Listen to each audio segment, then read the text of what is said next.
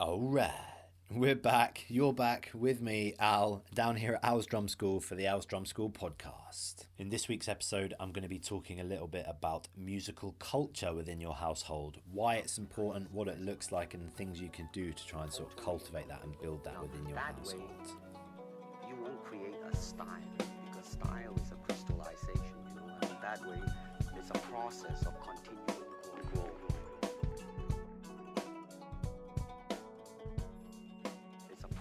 First of all, I wanted to talk about this a little bit. It's been on my list of podcast to-dos for a wee while now, and it's quite a big one for me. So I wanted to share my thoughts and maybe some sort of tips or advice how you can start to create that musical culture within your household, and why it's important and why that matters and how that's going to help you and your little ones learning. I'll start with a story about me and why I feel lucky to have had this and what that looked like for me within my household, what musical culture looked like within my household. It starts way before I was even born with one of my grandparents. My mum's dad was a professional musician. He was a clarinetist first and then moved on to piano. And he made his living from playing music. I think he'd done other things too, but he would sort of maybe consider himself a professional musician. I certainly consider him a professional musician. And the reason I want to share this sort of story is he was a massive inspiration to me. I actually never met him. I never got to meet him. He unfortunately passed a week before I was born. So I never got to meet him, or 2 weeks before I was born, which has been something actually that kind of over the years I've maybe, I don't know what the word would be, not battled with, but something I've had to sort of process a little bit, that this man who I found so inspiring, and I've read his journals and I've listened to his music and really took a deep dive into him as a musician when I was in my sort of late teens, and to try and get an understanding of the type of person he was and how he brought that culture into our household, and it just massively intrigued me. So I did that. I did some research. I looked into him, what sort of music he played, and it was really, really inspiring for me. And the reason I want to bring that sort of story of my family into this episode a little bit is, I think because of him, maybe not exclusively, but I think his connection to music and his passion for music and his sort of drive to play and learn and do more and be better and all those things, that kind of instilled some messaging within my mum, and then ultimately my dad too, when they met, that playing music is first of all a beautiful thing to be able to do and to share with other people. Secondly, it's a viable way to make a living. You can make a living as a musician. It can be a air quotes proper job. I hate that term but it can be and should be valid in that space as a proper job. And that really, really helped me as a young musician.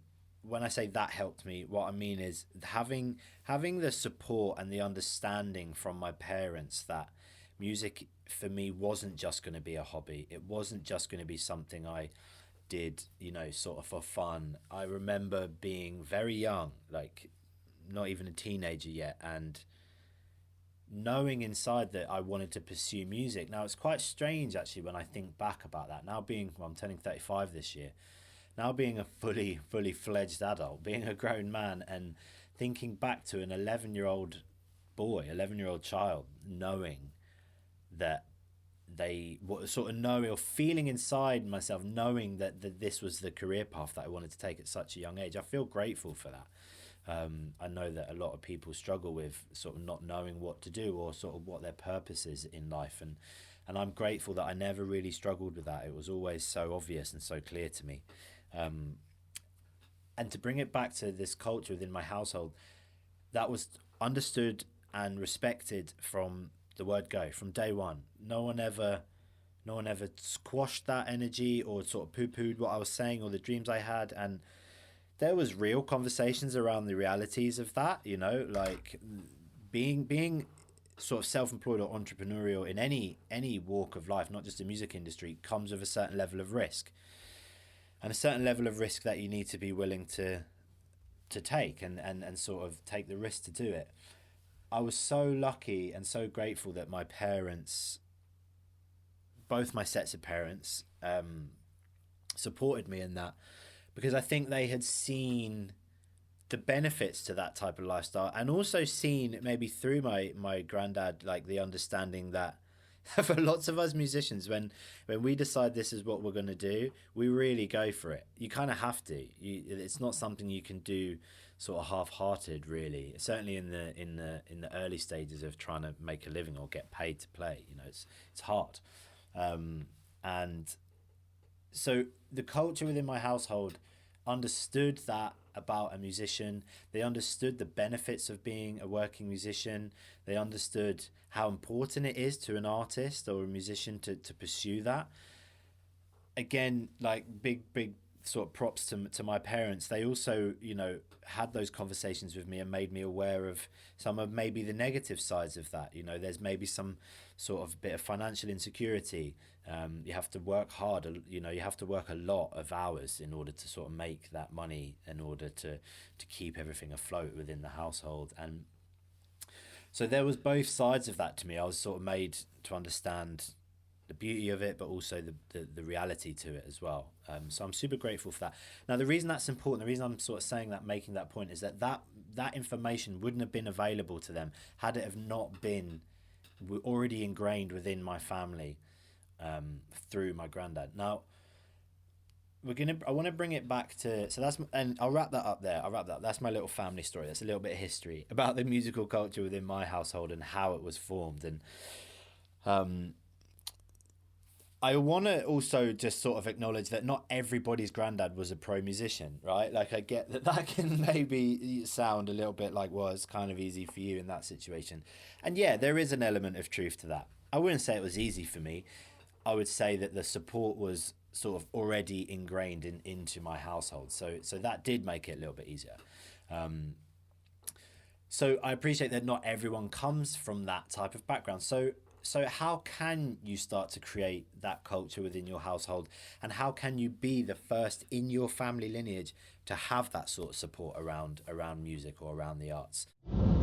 I'm gonna go through a few points that I've been jotting down over the last few weeks preparing for this, and if any of them resonate with you, I'd love to hear from you. Let me know which ones you're trying or which ones you'd like to try. So one of the first ones that I actually really encourage our families or our parents to do down here at ours is to sit in the lesson with your child. Sit in and watch and listen to what's going on. I am always encouraging our parents to do that. I appreciate sometimes that's not the case if there's other kids here, blah, blah, blah. I get all that. But if you are able to do that within your little one's lesson, please do. I massively encourage you to do that. It does a few things. First of all, the obvious thing is you will intake that information, or you will take that information in, rather, I should say, while your child is also taking it in as well. A lot of the stuff in this early stages of playing an instrument is pretty basic, and as an adult you would pick that up a lot quicker than your little one. So that can be really, really powerful, and then that has an effect when you leave the lesson. And I think this is the really key bit for this, is if you know what's going on in the lesson and you can at least have a basic understanding or recognize some of the notation that's being played, it shows your child that you're invested in their learning, first of all. And secondly, it helps them when they're at home practicing. If they're able to ask a question and have it answered whilst in the flow of practice, it keeps that movement happening. It keeps that motivation. Now, again, I appreciate there might be some people listening to this who are studying, or their kids are a little bit more advanced, and maybe it does go over your head a little bit. That's absolutely fine. You don't necessarily need to dive in and be fully up to speed of exactly every single note that's being played by your child, but being here in the lesson with them shows them that support. I also want to just add to that as well. Some students don't want their parents in the lesson, and that's okay. That's okay. There's bits. I've got a few more sort of pointers for if that's the case for you. So that first point is come into the lesson with your child. It will increase your knowledge and understanding of what's being learned, and from that you'll be able to help at home when it comes to practice time, and you can keep that motivation going, or that movement going, as you're able to answer questions for them. Another big one for me is, and this one is actually quite a sort of simple thing, but sometimes harder to act on, which is usually the case with these sorts of things. Is, and it might sound obvious as well, it's listening to music in the household, intentional listening to music. Now, that can be in many forms. That can be in the form of having a radio in the kitchen. Again, sounds like a simple one, but you will expose your child to more music and yourself ultimately if that's something you want to do. Second one is having fun with it, putting music on intentionally, with the intention of listening to it, of dancing to it, of playing along to it. 10 minutes, 1 minute, 50 minutes, an hour, whatever it is for you, try and carve out some time to do that with your little one. It is, not only is it really beneficial for their musical education and exposure to different types of music, but also it's really good fun. As anyone who's a parent who's listening to this, you know that watching your little one shake their little bum, especially if they're still in nappies, is incredibly amusing, and it's really fun, and it's really connecting as well. And it normalizes movement through music, which is similar to playing an instrument. It's not exactly the same, but it normalizes that type of behavior within your household. So carve out some time to intentionally listen to and dance to and sing or sing. Carve out time to share in that musical experience together that is away from the instrument. It's away from the instrument. It's not intensive learning. It's not we must practice. It's we're putting music on for fun because we enjoy it, and it really has a powerful effect on the understanding of music for your little one, and also your connection as well as a parent with your child. Another really big one, which is to do with the household as well, is playing your instrument with your child. Have a go. Let's close that separation between you learn this and I do this over here. Have a go on the drums with your little one. Sit them on your lap, depending how big they are. Obviously, if they're little, sit them on your lap and play with them, or ask questions. Let me repeat that. Ask questions to your little one about what they're learning and have a go at it. You could even take it a little step further and ask your little one to teach you something on the drums. That's a really fun way of getting an understanding, and it also solidifies their knowledge for them. You know, it makes them feel like sort of important and heard, and like they know what they're talking about, which is only going to have a massive impact on their confidence behind the drums or on their instrument. So get involved with the playing of the instrument as well at home. It's really powerful. Another one, and this is probably the final one that I'm going to add on for like doing stuff at home, is have little mini performances in your house. This is super duper fun. If you've got siblings, or if it's just you and whoever's in the house, if you've got family visiting, it doesn't matter. It can be just a single parent if that's the situation on any given day, or generally. Have little mini performances and make a point of it. Ask your little one what they're learning. Say, can we do a performance? I'd love to see what you're playing and how it's going. Set up the drums in the lounge, move them into the lounge, or bring them into or set the bedroom up with you can make a little mini stage and do a little performance in your house. It is so much fun. I love hearing about students who do this in the house. They get such a giggle. And it's a really fun activity to do, especially at this time of year when it's wintry and it's horrible outside. It's really powerful. I would recommend you doing this. You'll have such a good laugh. And the more you do that, there's another side to it apart from the fun side. Again, normalizing time on stage and performing for your child is so powerful. We often as adults, or certainly I have over the years, like kind of only felt that feeling when I'm sort of at a gig in a really important moment, and that's super powerful as well, and it's really useful. Having said that, I think if I would have been able to spend more time on a stage, but in a sort of less pressured environment on a stage, i.e. in my house with my family, or like with sort of even in a school, but in a less pressurized setting than a gig where there's sort of people waiting to be entertained, normalizing that is so crucial for stage confidence, for dealing with stage fright, for dealing with nerves, and also diamonds are made under pressure, right? Like that's the sort of phrase. When we feel that feeling of having to get it right in the moment, magic happens. It really, really does. We've all heard stories or even been at gigs, and if you're a musician and you play, sometimes gigs have this little bit of magic to them, and they feel different. Even if you've seen that band 100 times or you've played those songs 100 times, sometimes it just feels different. And that could be lots of reasons on the sort of professional end of things, but one of the big things that really, really helps with that is being comfortable on stage, and being comfortable in your ability and what you're doing. And the way we build those skills and that confidence is by being on stage and doing it. And we can start doing that in right at the beginning of a child's learning by doing performances in your house to your family or to the teddies. Have fun with it. Do whatever feels right for you and your little one. But my main point with that is get them on stage within your house. Do little performances. It's really, really cool.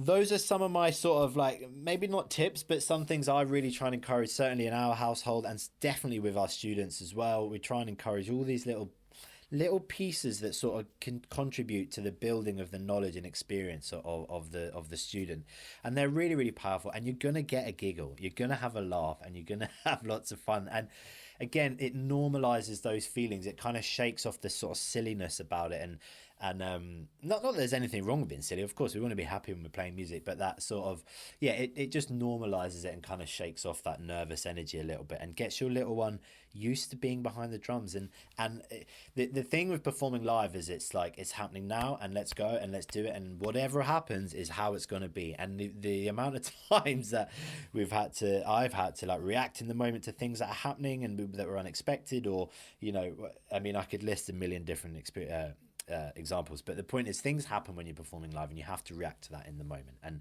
that is a really powerful skill as a musician and as a confidence builder for a kid. Building this musical culture within your household isn't going to happen overnight. Remember that as well. It's not just going to happen if you do this once a year at Christmas.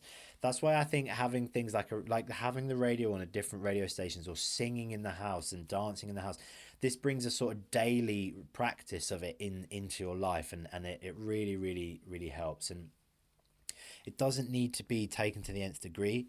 You can dilute my suggestions down to something that suits you and whatever feels good for you and your family.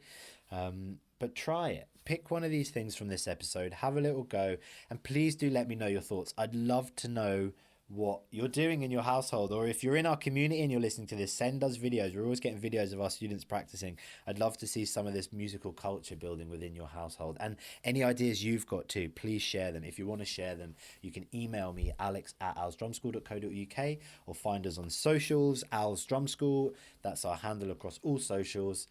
And let me know. I want to hear what you guys are doing within your household to build musical culture.